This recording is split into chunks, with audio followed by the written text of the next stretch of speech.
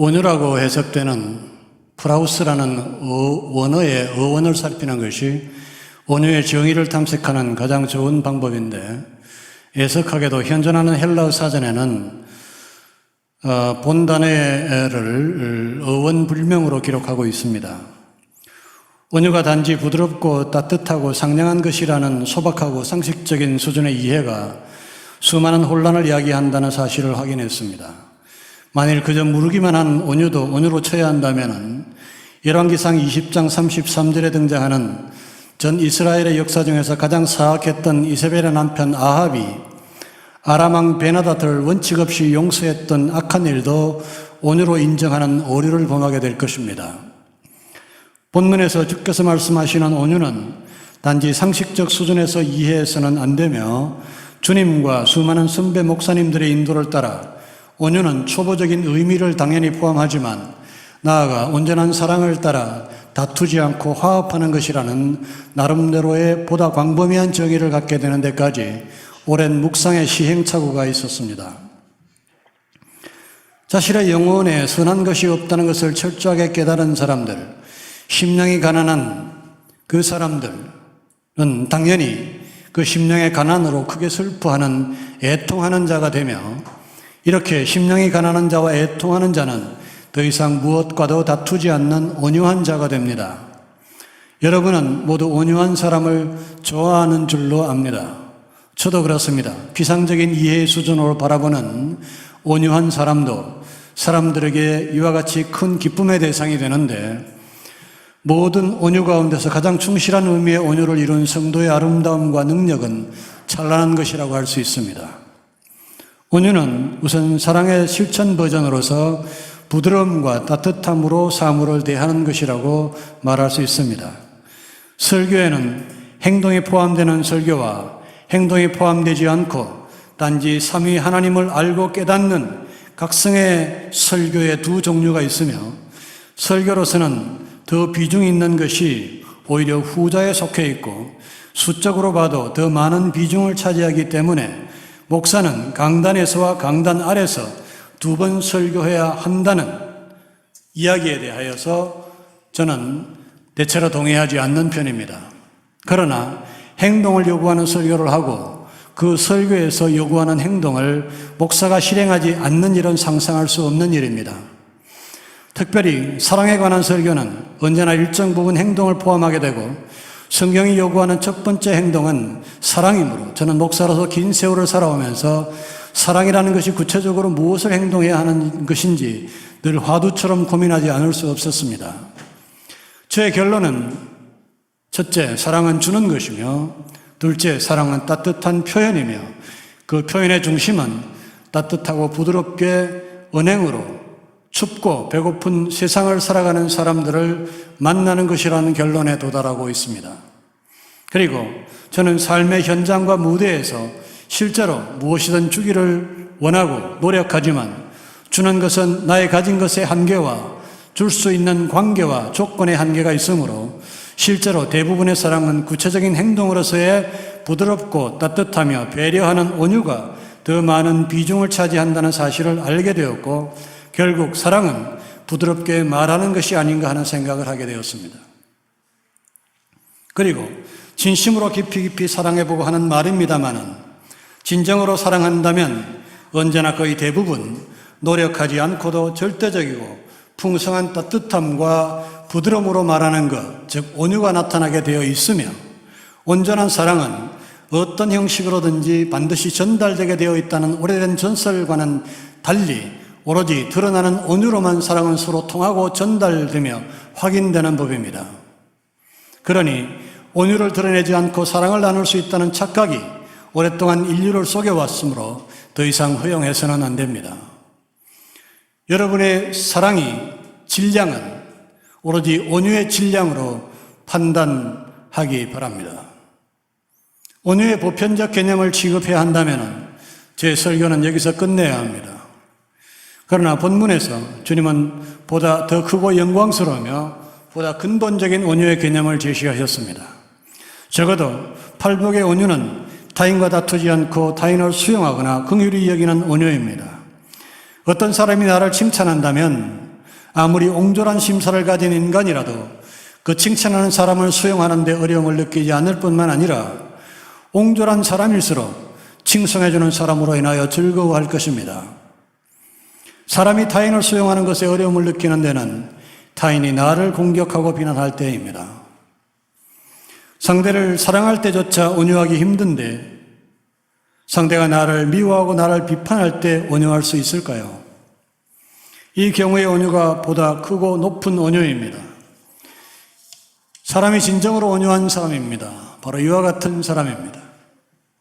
이 위대한 영웅적 온유가 여러분에게 가능한 성도가 되시기를 주의 이름으로 축원합니다. 이 빛나는 온유는 심령의 가난으로부터 시작됩니다.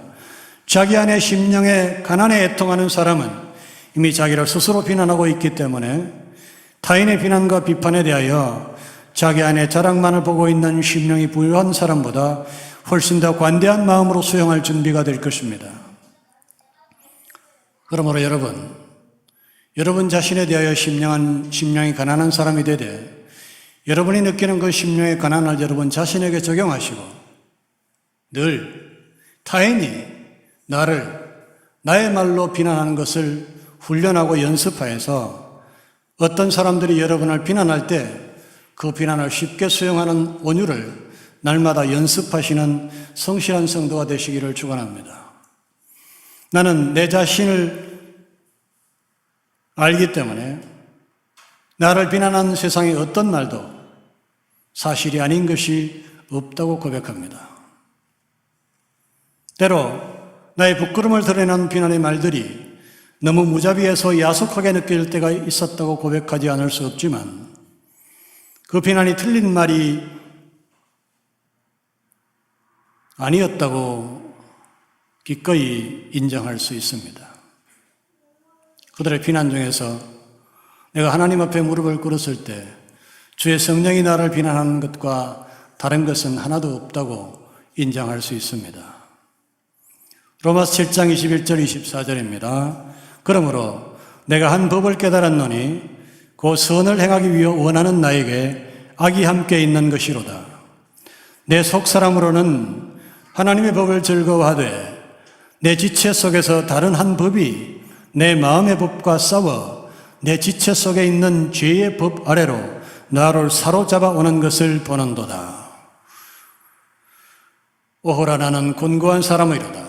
이 사망의 몸에서 누가 나를 건져내랴. 디모데전서 1장 15절입니다. 미쁘다.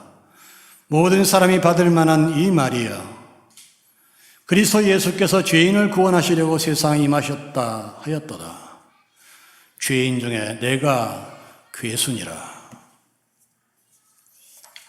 라고 말한 바울에게 누군가 다가와서 당신이야말로 죄인 중에 괴수라고 새삼스럽게 말한다고 해서 그가 그 말로 상처를 입거나 그 말을 반박할 심령이 되겠습니까? 세계에 있어 세상에서 가장 매혹적인 사람은 잘못을 결코 저지르지 않는 사람이 아니라 그 잘못을 순순히 인정하는 사람이었습니다. 이것은 진심입니다. 어떤 사람이 결코 잘못된 일을 하지 않는 것도 훌륭한 일이고 매력 있는 사람이라고 인정해 줘야 하겠지만 저의 취향에는 분명 어떤 잘못을 저지르고 그 잘못을 인정하는 사람이 훨씬 더 매력 있게 보입니다. 그러므로 잘못을 지적받았을 때 로이드 존스의 묘사처럼 당신의 치부가 타인들의 눈에서 발산되는 강력한 서치라이트에 의해서 강하게 비춰질 때가 그래야 당신의 부끄러움이 진실 혹은 진리의 빛에 의하여 드러나게 될 때가 모든 것이 끝나버리고 돌이킬 수 없는 위기의 순간이 아니라 훨씬 매력 있는 사람이 될 절호의 찬스가 되고 있다는 지혜로운 인식이 늘 함께 있기를 바랍니다. 저는 여기서 진부한 표현 늘이라는 음절을 굳이 추가했습니다. 왜냐하면 제 기억으로는 이러한 순간은 예고 없이 순식간에 찾아오고 정말 늘 이와 같은 인식으로 준비되어 있지 않으면 본능적으로 자신을 순식간에 숨겨버린 완악한 자신을 간발의 차로 뒤늦게 도착한 지혜로운 당신이 발견하게 될 것이며 그때는 이미 완악한 당신을 지혜로운 당신이 제압하기 매우 어려운 상황이 되기 때문입니다. 상대를 사랑할 때조차 온유하기 힘든데 상대가 나를 미워하고 나를 비판할 때 온유할 수 있을까요? 이 경우의 온유가 보다 크고 높은 온유입니다. 이 사람이 진정으로 온유한 사람입니다. 이 위대한 영웅적 온유가 심령의 가난의 강을 건너온 저와 여러분, 그 심령의 가난으로 애통하는 자 된 여러분에게 가능하시기를 주의 이름으로 축원합니다. 우리의 애통이 단지 내 자신의 한계를 슬퍼하는 데 그치지 않고 세상의 모든 사람들의 한계와 그것으로 인한 슬픔과 고통에 대한 것이기도 하다면 우리는 마땅히 고통하는 세상의 사람들을, 질병으로 아파하는 사람들을 긍휼히 여기는 마음으로 온유하게 바라보아야 할 것입니다. 타인이 여러분의 치부에 서치라이트를 비트는 것을 기꺼이 허용하십시오. 그러나 여러분은 타인의 치부에 그것을 비추는 행위를 금하시는 온유를 발휘하시기 바랍니다. 어쩌면 사람들이 굳이 나의 약점과 부끄러움을 드러내는 것은 그 사람이 모든 사람 안에 그 약점이 있다는 확신이 없기 때문일지도 모릅니다. 그러나 굳이 그 잔인한 횃불을 들지 않아도 어디에나 있는 흉터를 이미 볼 줄 아는 전혀 다른 차원의 영적 시력을 가진 심령이 가난한 사람이라면 왜 그 비정한 비판의 후레쉬를 들여대야 할 필요가 있겠습니까? 아니, 저는 이렇게 표현하겠습니다. 이미 모든 치부를 밝히는 태양이 하늘 높이 떴는데 아직도 자신과 타인에 대하여 암흑 가운데 있는 사람들이 사용하는 바, 그들 서로가 사용하고 있는 좁고 인색하게 일정한 방향으로만 편향적으로 지향하는 탐사의 서치라이트를 사용할 의욕의 심령이 가난의 강을 건너온 당신의 마음 가운데 생기는 것이 가능하겠습니까? 아닙니다. 나는 그것을 사용할 마음이 없습니다.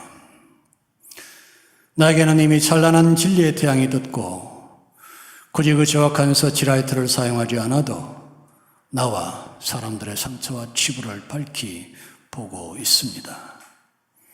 더 이상 어둠 속에 있지 않아서 그것을 사용할 필요도 느끼지 않을 뿐만 아니라 내가 굳이 그들이 어둠 속에 들어가서 그들의 어둠 속에서 반짝이는 야간 사냥꾼들의 잔인한 도구 같은 조악한 후레쉬를 사용해서 그들의 아픈 상처를 비추고 싶은 마음도 사라졌습니다. 나는 서로의 죄악을 사냥하는 이 슬프고 잔인한 야간 사냥터에 발을 들여놓지 않을 겁니다. 나는 여기를 떠나며 다시 돌아오지 않을 것입니다. 이것은 심령의 가난이라는 진리를 아는 사람들에게는 너무나 당연한 고백입니다. 난 더 이상 날카로운 언어로 누군가를 비난한 말을 할 필요를 느끼지 못합니다.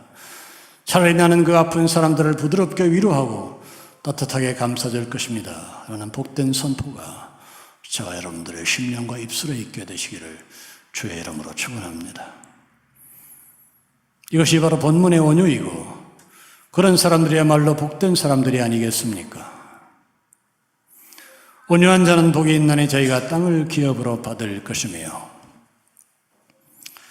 우리는 이 온유한 사람들을 묵상하는 동안 이미 이 사람들을 사랑하게 되었으며 그들이 얼마나 복된 사람들인지 알게 되었습니다. 그런데 우리는 주께서 이 복된 사람들이 땅을 기업으로 받게 될 것이라는 말씀을 이해하는 것에 대하여 어려움을 느끼고 있습니다.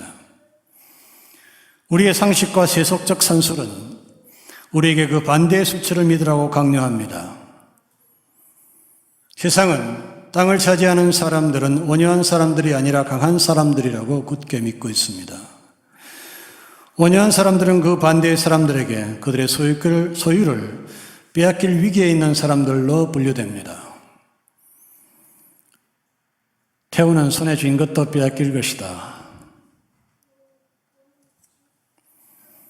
아주 어렸을 때부터 들어온 죄에 대한 우리 어머니의 평가와 예언입니다.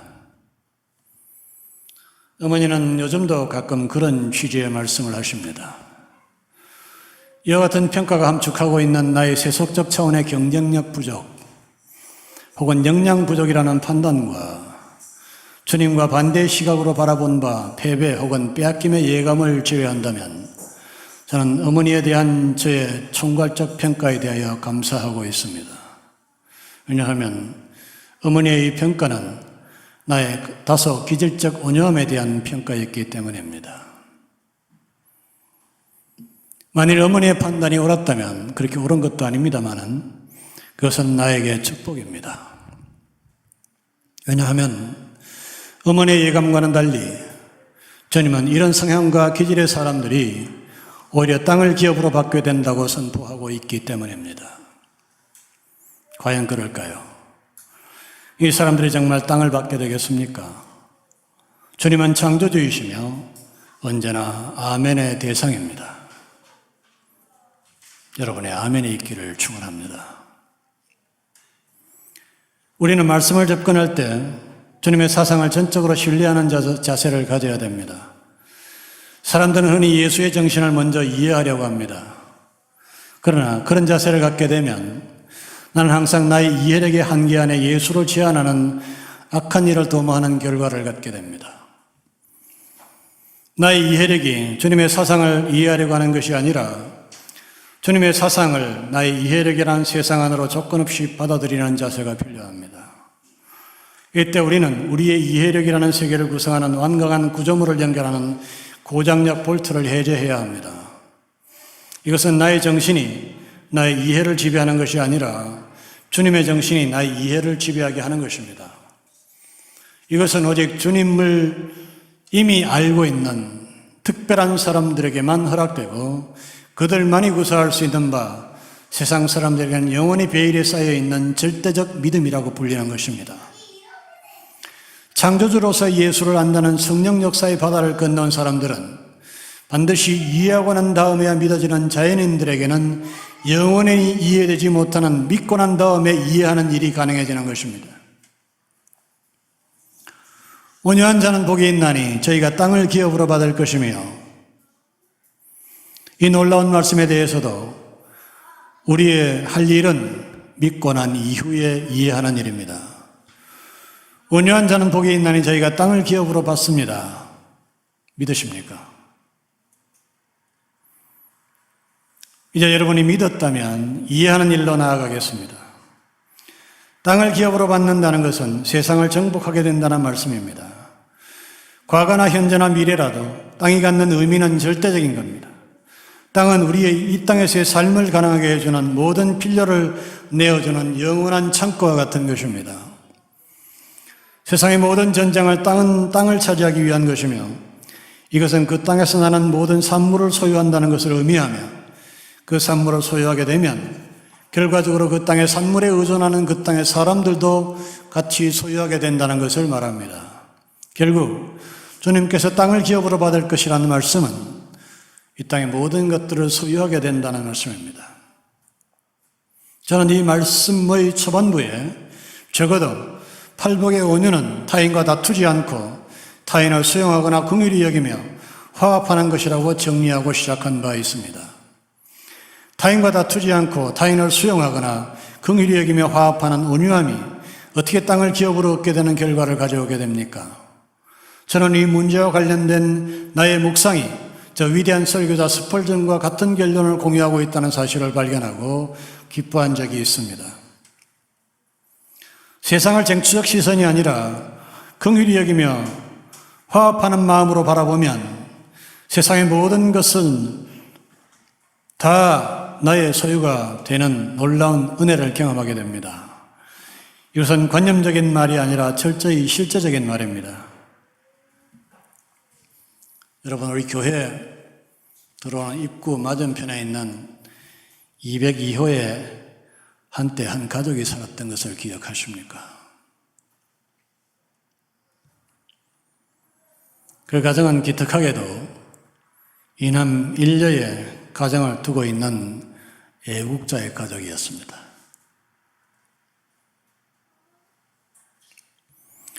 교인이었던 그 어머니가 오늘날 거의 모든 교인들이 그런 것처럼 빈천한 교회의 목사에게 곤란한 청원이라도 듣게 될까 봐 경계했던 것과는 달리 그 작은 아들은 참으로 착하고 부침성이 있는 예쁜 아이였습니다. 저는 그 아이가 그 공간을 사람이 사는 주택으로 개조하는 공사가 막바지에 이르렀을 때 부푼 기대를 갖고 곧 이사를 오게 될 자기 집을 보러 왔다가 그 엄마에게 이 복도에서 하는 말을 우연히 듣게 되었습니다. 엄마, 우리 집 참 좋다. 우리 이제 여기서 사는 거야.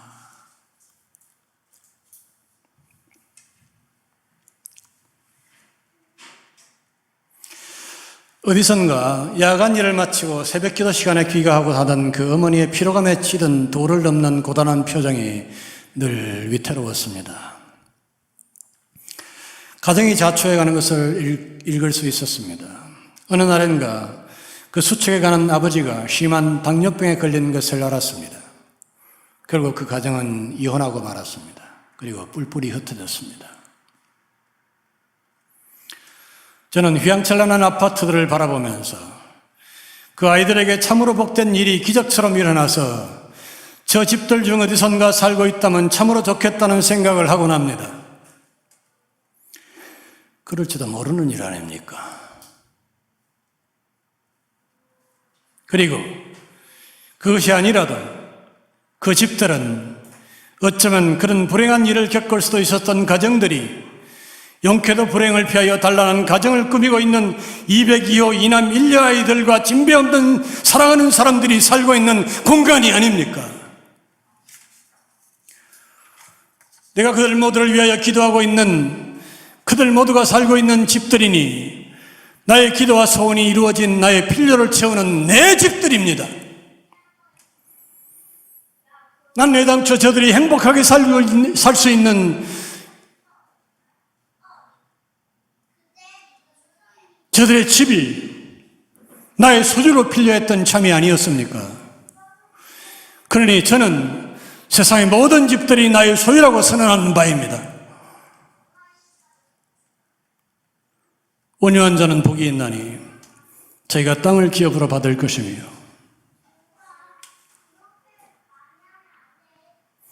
이뿐이 아닙니다. 면적 12만 9,535.08헥타, 세계 107위, 인구 5,181만 1,167명, 세계 28위. 오늘 현재 대한민국 국가정보에 나와 있는 통계입니다. 토지 기본현황을 살펴보면 국토 면적은 5년 전인 2012년에 비해서 157.7제곱킬로미터가 증가한 10만 3,604제곱킬로미터이고 이 중 민유지가 51.3%, 국공유지는 33.1%로 나타나고 있습니다. 국공유지 33.1%는 33,220제곱킬로미터, 1제곱킬로미터는 30만 2,500평, 100억 4,919만 6,410평. 이것은 대한민국 국민으로서 내가 공식적으로 소유할 수 있는 내 땅입니다. 마음만 바꿔먹으면 대립적 쟁수적이 되지 않을 때 내 눈에 보이는 내 땅입니다. 저는 어느 날 우리 집 앞에 도로를 따라 조경을 하고 드디어 월드컵 공원 벤치에 앉아 있을 때 그 달려온 거리와 아름답게 가꾼 공원 전체가 내가 그것을 내 것으로 향유하는데 아무런 제약을 받지 않는 완전한 내 땅이며 내 소유란 사실을 확실하게 알았습니다. 100억 4,919만 6,410평, 이것이 내 땅입니다. 이 나라에서 나보다 많은 땅을 소유한 사람이 있으면 넣어보라고 하십시오. 게다가 난 이미 등기 이전이 완료된 이 땅의 모든 집과 땅이 나의 것이라고 밝힌 바 있습니다. 온유한 자는 복이 있나니 저희가 땅을 기업으로 받을 것이며, 나의 말이 공유하게 들린다면 나는 좀 더 실제적으로 말해보도록 하겠습니다. 온유는 권력이 돼 진정한 권력입니다. 세상에는 수많은 권력이 있습니다. 그러나 잠언 16장 32절은 권력의 위계를 보여줍니다. 노하기를 더디하는 자는 용사보다 낫고 자기의 마음을 다스리는 자는 성을 빼앗는 자보다 나으니라. 이 말씀에서 낫다, 나으니라는 무엇이 낫다는 것을 말합니까? 단지 보기 좋다는 말입니까? 아닙니다.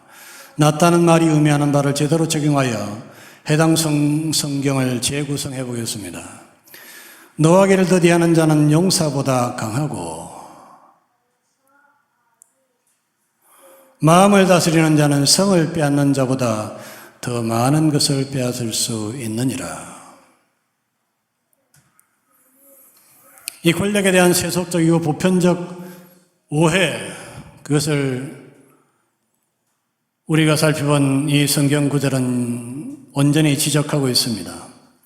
세상은 일반적으로 용사를 힘의 상징이라고 생각합니다. 그러나 얼마나 많은 완력을 자랑하는 영화가 있습니까? 세상은 그것을 액션이라고 부르며 찬양합니다. 땅을 기업으로 받는 전쟁은 바른 전쟁의 방법이 아닙니다. 온유가 진정한 전쟁의 방법인 줄 믿으시기를 바랍니다. 이것은 주님께서 팔복을 개진하면서 줄곧 사용해 오신 역설적 강조법입니다. 그러나 주님의 말씀은 역설적인지는 몰라도 역설은 결코 아닙니다. 이것은 진리입니다. 다만 세상 사람들이 한결같이 착각에 빠져 있는 것을 주님만이 홀로 깨어 우리에게 밝혀주고 있는 것입니다. 성을 빼앗는 것이 야만적 인류가 전 역사를 통하여 가장 크게 자랑하는 업적이며 승리라고 믿고 있습니다. 인류의 역사는 지금도 전 인류를 향하여 다짜고짜 알렉산더를 영웅이라고 부르라고 강요하고 있습니다.